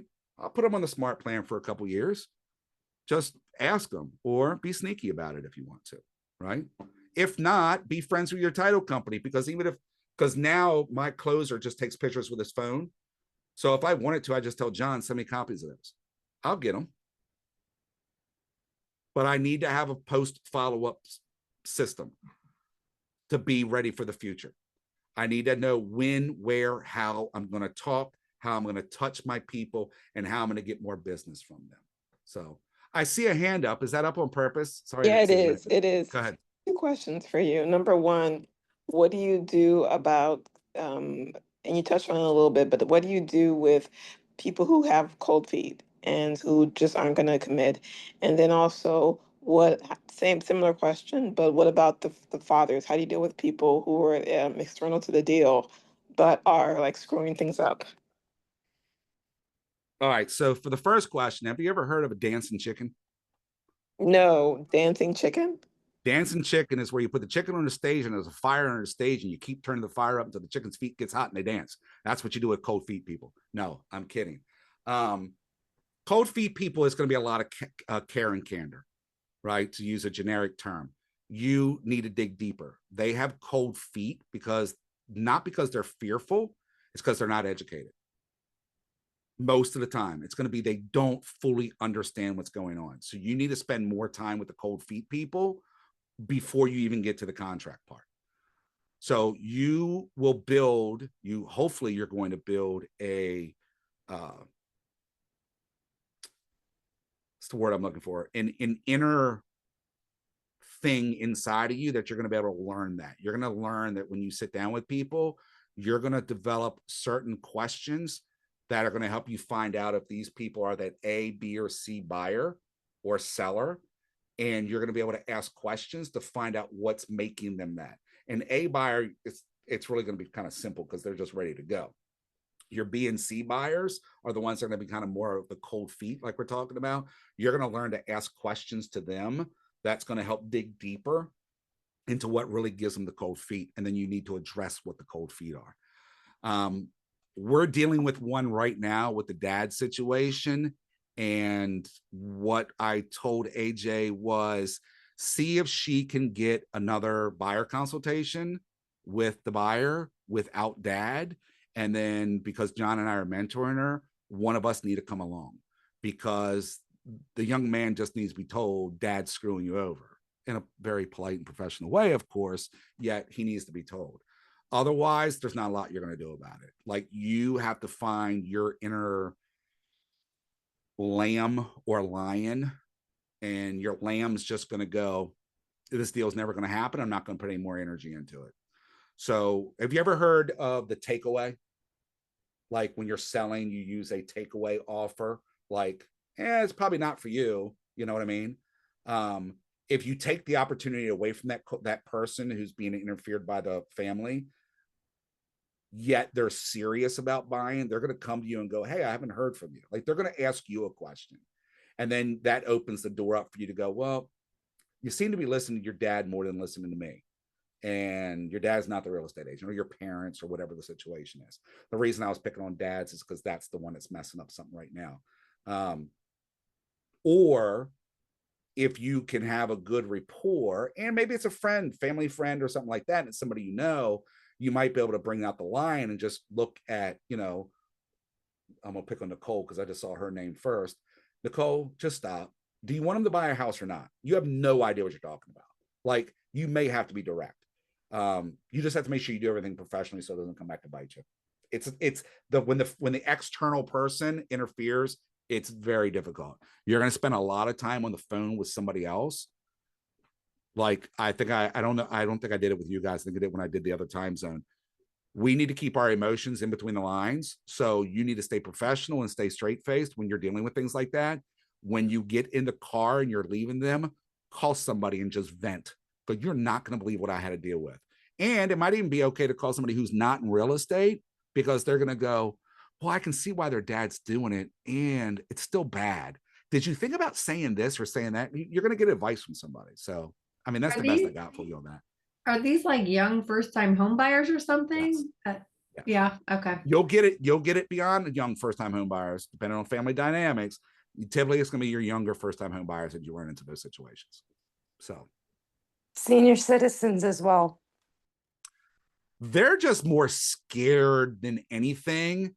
And then they've got the controlling kids that interfere. So yes, it's like a role reversal in a way. Reversal, but you can have yeah. that happen that way. Yeah, 100%. So, all right, that was a lot. We're coming up on 8 o'clock. Like I think time flew by tonight. Did anybody else feel like time flew by? I feel like time flew by. Sorry, I have too much fun. Otherwise, this would have gone a whole lot slower. I could put Eeyore on next time. Hello. Lost my tail again. Questions, comments, joy, pain, sorrow, excitement. What are we feeling about tonight? Josh says, yes, time flew by. So Matt, with the appraisal, is 10 days across the board for all states? Is it 10 days? I can't answer that, and I wouldn't answer it. Okay. I know that's what my people tell me. They got 10 days to get it done. Okay. So wherever you are, this is the important part about meeting with lenders. Find out how it works where you are. Like I would think it's kind of generic because lending's lending. That I don't know how much of that changes state by state compared to real estate, but have the meetings and talk to the lenders and find out. Yes. Thank you. You're welcome. Other questions, comments, excitement, joy, pain, sorrow? We got 5 minutes left. Matt, I have a general question. I want to know how long these videos are available and if all the videos starting with session 1 are available. They're all should be on the YouTube channel. I'll double check with Alana. She's in Dallas right now for Mega Leadership. That's why I said by the end of the week, everything should be there, but I'll reach out to her tomorrow and find out what's going on. They should be there forever. I don't think she takes them down. She manages them. I don't. I do all the other cool stuff. So awesome. Thank you. You're welcome. Matt. Yes, sir. Could you please go over the possibility of, how the bold works again? You said portion of it may be made available, or how do we pursue that level? All right. So real quick on bold, your market center has to sign up for it. So MAPS Coaching announces when bold is coming out, and the schedule's pretty much out. I don't think fall schedule's out yet. So probably the next round will be fall. And if your market center decides to partake in it, then your market center will put information out about when, where, and all that stuff like that. So, and it isn't in person. It's not a virtual thing in any way, shape, or form. Thank you for putting the recording link in the comments. Jen. It's the little button on the bottom left that says mute. Yeah. Sorry. I was trying to put find the recording link. She beat me to it. I have 2 questions. One, and it's really not related to what you're doing. So do you want me to not ask? I'm going to ask you in the office. We're done. We're going on 8 o'clock. So we're going to the first one was the appraisal gap. Can you explain that? All right. So I don't know how many people use this. If you don't know what an appraisal gap is and it's not used in your area, please don't shoot the messenger. I would assume it's something available for everybody. In short, an appraisal gap is an agreement between a seller and a buyer that says, regardless of what the appraisal is, the buyer still guarantees to pay X amount above the contract price, or X amount difference, I should say. So let me use, I'm buying a $500,000 house. Let's say it was on the market for, this is where you're going to see it at. Let's say it was on the market for $425, and it's a super hot area of home and community and everything like that. And buyers are coming in left and right. And I was like, you know what? I got plenty of cash. I'm going to pay $75,000 over. I'm going to pay $500,000 for this house. Now, the appraisal still got to get done.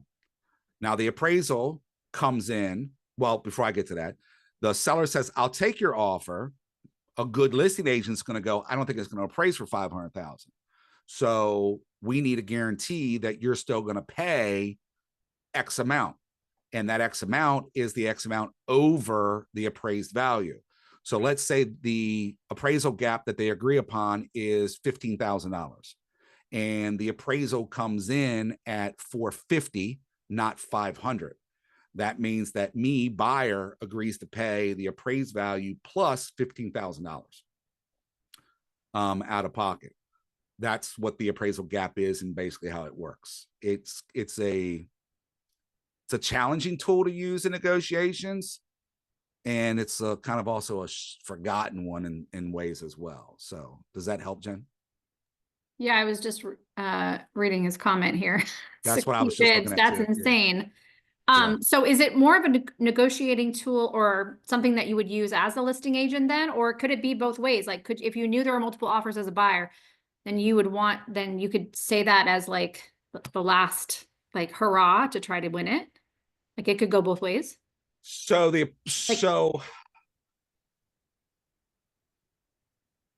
yes. So you as the buyer agent are going to make your offer no matter what. Again, you're making a $500,000 offer on a $425,000 house.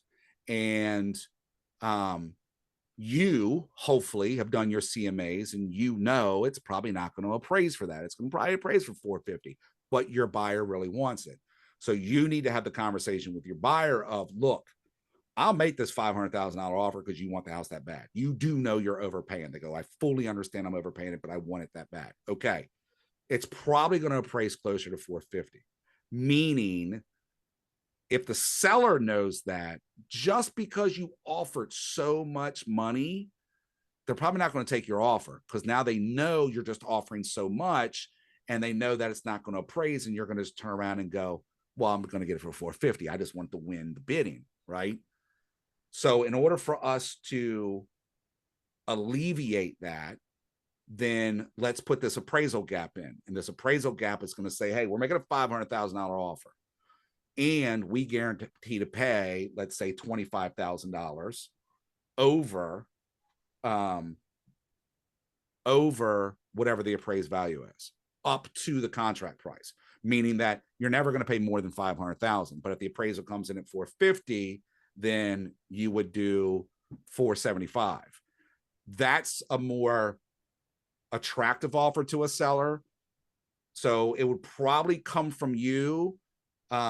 We've done it, John and I've done it, where it's actually had to come for us, where the buyers are just throwing stuff out there to see what sticks. We're sitting down looking at every offer and going, we like everything about this offer, but we know the price is bad. So we, as a listing agent, would go back and go, if we know it's not going to appraise for that, give us the appraisal gap for this much and we'll be okay. So it can come from either side. It can be a pre situation or a post situation once the offer is made. It can go either way. So escalation clauses, can't stand them. I hate them. They're the worst thing in the world. They're a waste of time and money, time and effort. Everybody know what an escalation clause is? I'm getting to it. I knew somebody was going to ask why. I'll say it. So escalation clause just says, hey, I'm going to make an offer at, I'm going to use the same scenario. I'm going to make an offer at, it's a 425 house. I'm going to make an offer at 435, and I will increase my offer by X amount, let's say $2,000, $2,000 above any offer higher than mine, up to $500,000. So what that means is I'm coming in at 435. Somebody else offers 440. My offer immediately jumps to 442. So I'm willing to beat any other offer by $2,000. So I do mine at 442. Well, what if that 440 has an escalation clause? Now you've got escalation, escalation, escalation. If you're willing to pay 500, then just make the 500 offer. The escalation clause just muddies the waters. There are people that love escalation clauses. I think it just muddies the water. What is the max amount you want to offer for this house? And let's just go with that. And then that's where the appraisal gaps and the renegotiating on your financing addendum for the appraisal comes into play. That's Matt.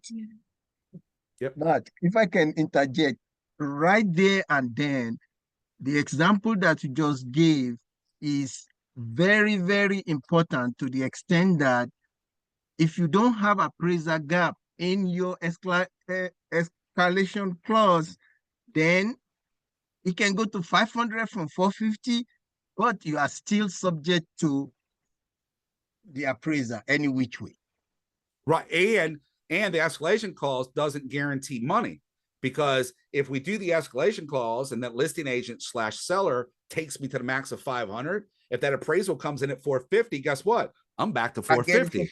But the appraisal clause, right, the appraisal gap is better for the seller, because if it does come in low, I at least still know I'm going to get a few $1,000s over the appraised value. So it's actually better to use an appraisal gap versus an escalation clause. That's the other question, Jen. That's why I don't like them. Look, we got agents. I'll say it and I don't care. We have agents that lie all the time. When you're about ready to write an offer, what's the first thing you should do? My client likes that house. What's the first thing I should do? Call that listing agent and go, do you have any offers? If I say yes, what is your client going to do? They got two choices. One, I don't feel like fighting for it, I'm out. Or two, I'm betting all on black. I'm putting all in. I'm all in on this because I want to get this house. And guess what? There may have never been an offer. I have no way to prove it or not. So that's the other part about escalation clauses. They can come back, and now by law, if they enact your escalation clause, they should be giving you the first page or whatever page in your state that has the purchase price. You should be getting that first page showing the other offer was real and they got an offer at, like I said, 440. That's why you're at 442. So you can ask for it. Most of us won't do it though. Most of us, hey, we won. Let's go. Let's move forward. That's why I like the escalation clause. I mean, the appraisal gap's better. So yeah, there has to be, but how many people ask for it? Not everybody knows there has to be evidence. Not everybody's going to ask for it. You're right. So yes, it is something you can request. If they say, hey, we used your escalation clause and bumped you up from 435 to 447 or something like that, you can go, great, send me over the offer that bumped us up. Is that and they're like, is that more transparent within brokerage? Like if the listing agent and the buyer's agent are both within Keller, is there more transparency around it? God, I would hope so. If you're in the same brokerage, I hope they're not playing games with you and they're being upfront about stuff. Yeah, absolutely. So, but you also hopefully have a relationship with that person too, because they're in your office. Hopefully you're spending enough time in the office, or at least office events and office trainings, to get to learn to know, who is in your office. So that's a benefit too. With that money, that extra money, the lender's not going to give you more than what the house appraised for, right? That's coming out of your pocket. So here's one of the questions I'm going to pose to you guys. I think I've proven this beyond a shadow of a doubt, but I'm going to tell you to go do your own research. Let's go back to the scenario I gave you. $425,000 house. I make an offer at $500,000. I'm putting 20% down. What's 20% of 500,000? 100,000. $100,000, right? So I'm putting $100,000 down on this house because I'm putting 20% down. What is my loan amount? $400,000. $400,000. Now, same scenario. My appraisal comes in at $450,000. Does the lender care? No. No. You make up the no. 50 gap. You make up the 50 gap. That's because the language is they're not going to loan you more money than what the home's worth. My loan amount is actually less than the appraised value, so I should still be able to get the loan. It's not necessarily about the contract price. It's about the actual loan amount. So even though that appraisal gap is there, I kind of don't need it for me to get my loan. I just needed to make sure that that seller gets the money they want, because the seller is basing everything on the sales price, to where the lender's basing it on your loan amount. So when you sit down with your mortgage lenders, ask them that question. So if I have a purchase price, say for $500,000, and my buyer's putting $100,000 down on it, and the loan or the appraisal comes in at $450,000, what happens to the loan? Because the loan's amount's only $400,000, although the purchase price is $500,000. The lender should only be worried about the loan amount. So Okay. That's good to know. talk to your lenders and ask them, because some might be like, yeah, no, it's all about the contract. I don't agree with that, because it's about the loan amount. They're only financing $400,000. Your value is there. That means they're paying a ton of money out of pocket. That doesn't affect you. Right. So, all right. I had one other question. Do you mind? No, go ahead. I just saw on a house that a friend of mine wants to go look at, for the earnest money deposit. It says that they want it sent to the seller's title company. Is that something that's normal? Because I thought we give it to our own broker. So I do this. A lot of listing agents do this. We ask that the buyer uses our preferred title company. You may see that. I don't know how other states do it, or if they do it or they don't do it. Yet you may see in the listing documents that seller prefers ABC title company. The reason they're doing that is no different than me telling you or asking you, who is the lender for your buyer? And when Jen goes, oh, they're using Navy Federal, I'm going, can they talk to my lender, please? Because I want to use somebody that I know. Now, at the end of the day, it's literally up to the buyer who the title company is. And if you read what's in the listings, they're asking, they're saying, we prefer. They're encouraging you. Matter of fact, you might even get told, if you use our title company, we're going to give you a $200 discount. Again, it's up to the buyer who they choose. As far as an earnest money deposit goes, you all need to find the rules in your states. I can answer Jen directly because she's in my office. Earnest money deposits are either given to the title company or the brokerage. If it's going through the title company, you have an escrow agreement for that. And if it's going to the brokerage, it just gets sent to the brokerage. There's no documentation on it other than what's in the contract. So at the end of the day, though, as far as the title company goes, it's entirely up to the buyer who they want to use. I prefer sending EMDs, your escrows, to the title company. That's where it's got to go anyways. That's who handles all the money. So I have no problems doing escrow. Are we boring you, Teo? No. That was a big, did you all hear that? Yes. Okay. I don't think he realized he was still unmuted. Thank God that's all you said, man. Oh, man. So does that help, Jen? Yeah, that trumps my kid's belch. I didn't even hear it. Yeah, so just to piggyback on that, so if I send it to the seller's title, does that mean the buyer's using their That's title who you're company? using. If you send it to that title company, that's the title company's going to handle the transaction. Got it. That means you're selecting them. Okay. So no, you're not sending it to anybody except who the buyer chooses. Okay. So, Thank you. you're welcome. You're great. Any other questions? Kind of to the same sense as that. In my brokerage, we like to hold the money because if things fall through, we can make them agree who gets what as far as, where it's dispersed. And then we heard that a title company, they basically make their own rules. So state by state. So in Maryland, our escrow agreement that we have follows the Brokers Act that we have in the state. So for Maryland, the title company, wow, that's speaking, wow. The title company has to basically follow the Brokers Act, meaning that there has to be a release of funds, there has to be a meeting of the minds and an agreement. If there's not an agreement, we're dealing with this right now, matter of fact. The title company has to send out a notice to both buyer and seller saying that, who's the money getting released to, or we're releasing it to this person. Then they got 30 days to respond and dispute it. And if they dispute it, then Broker Act rules kick in, and there's got to be mediation and legal acts and all that stuff like that. So you need to find out what those rules are in your state. And yes, it could be better for your broker to hold it because of the way the laws are written. The broker has to follow stricter rules. But in Maryland, we've made adjustments to where the title company pretty much follows the Brokers Act.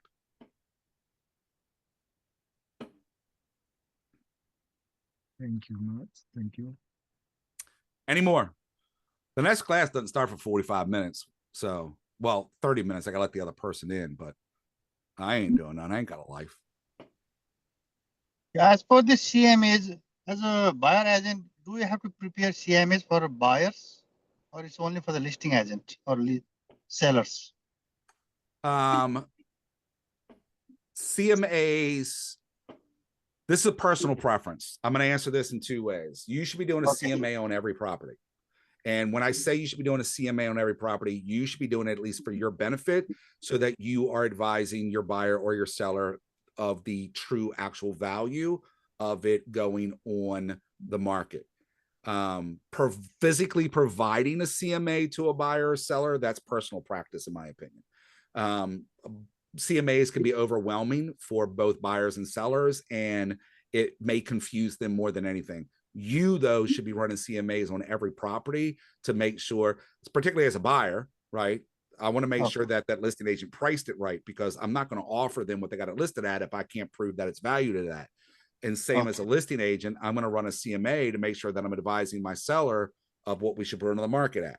So it's a bit of both, but physically giving it to them, not always necessary. It's more your tool to validate pricing and then share your knowledge with the consumer. Does that help? Yeah, a lot. Thank you so much. Yeah. So, all right, guys. Any more? Thank you. Hearing very none. much. Thank you, guys. Thank you, guys. No I surveys, forgot to Matt, put- no survey. What's that? Surveys. I forgot to put my Natasha. I was like, I totally forgot to put my evaluation up. So the 40 of you that are still here, don't go anywhere. Right. And please give me an evaluation, because I did forget that. I was so engrossed in talking to you guys and having such a wonderful time. I forgot to do that. So there is your QR code, kwueval.com, if you just want to go straight to it. As always, it's a virtual event. And there are 4 of us now. There are 4 Matts in there. I think 1 or 2 of them are actually Matthews. So I'm like in the middle of the pack. So, and you're going to choose Ignite 19 or Ignite 20 in order to do it. So Either either kwueval.com or just scan the QR code on your phone. Either way, it would take you to it. They made the survey easier. They've updated it. It's 1 page now, so you can get through it a little bit faster. So I would appreciate the surveys. They like to get them.